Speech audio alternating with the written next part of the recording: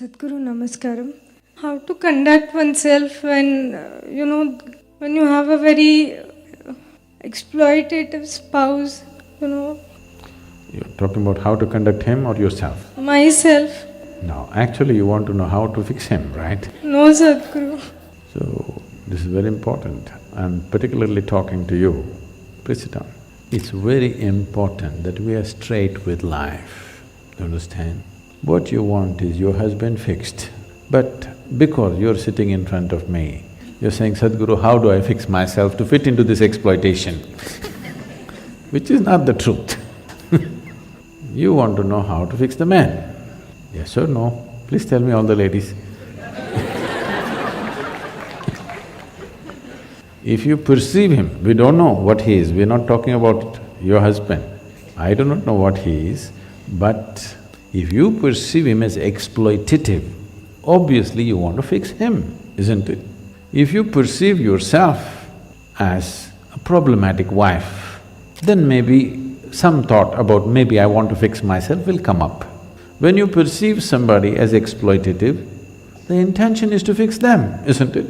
But we don't want to be straight about that, because the culture doesn't tell you, the culture tells you fixing your husband is not a good thing. You must fix yourself. So, if you get a headache, go for a foot surgery, then the foot will be aching more than the head, kind of fixed. At least your attention is gone. So it's time. If we are concerned about life, it's time that we are 100% straight, at least with ourselves. Maybe in the world we don't know what profession you have, what situations you have, we don't know how straight you can be. I will not interfere with that, but at least with yourself, you must be 100% straight, very important. Otherwise, neither yourself nor your life situations will ever get fixed, simply complaining and going on. Life will be a lifelong complaint for a whole lot of people because they don't want to address it. They want to beat around it. The question is from Mr. Shankar from Tirchulapalli. Namaskaram, Sadhguru. My wife is a wonderful woman, but she has a sharp tongue. Sometimes I am afraid even to go home. Why are some women made like this? They are wonderful on one level, but quite terrifying on another level. Please throw some light.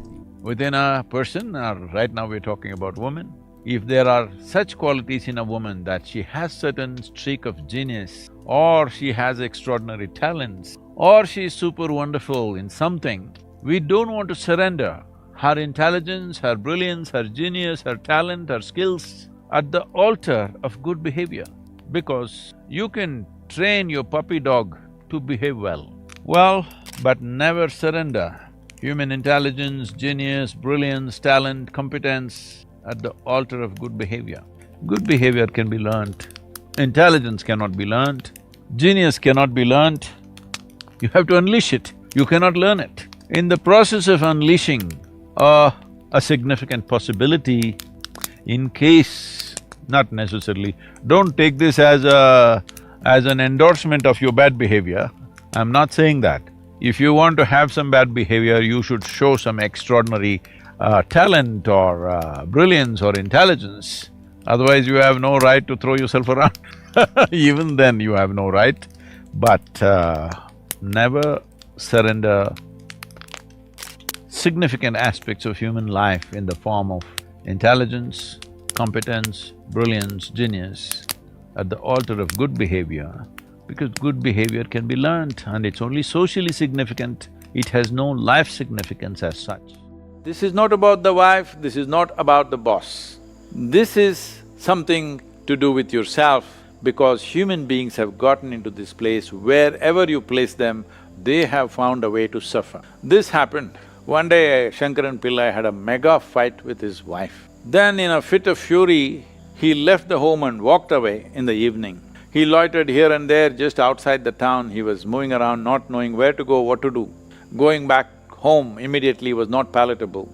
Then he saw a sadhu, a sannyasi was settling down beneath the tree for the evening or the night. He looked at him and he seemed to be very well organized and absolutely no issues. Under the tree, he seems to be perfectly fine. Then he went to him and said, Sadhu Maharaj, बीवी बहुत परेशान दे रहा है, कुछ सुलभ उपाय है तो बोलो। The sadhu glared at him like this, बेवकूफ, सुलभ उपाय है तो मैं क्यों साधु बन के यहाँ बैठ रहा हूँ? See, we say this, like life is like juggling a ball. If you're alone, just one ball, easy to do. You become two balls, little more difficult, needs more attention. Then you become four, you have 4 balls to juggle. Then you have an Indian army on you, you have 10,000 balls to juggle, or do you? So, how many balls can you juggle joyfully?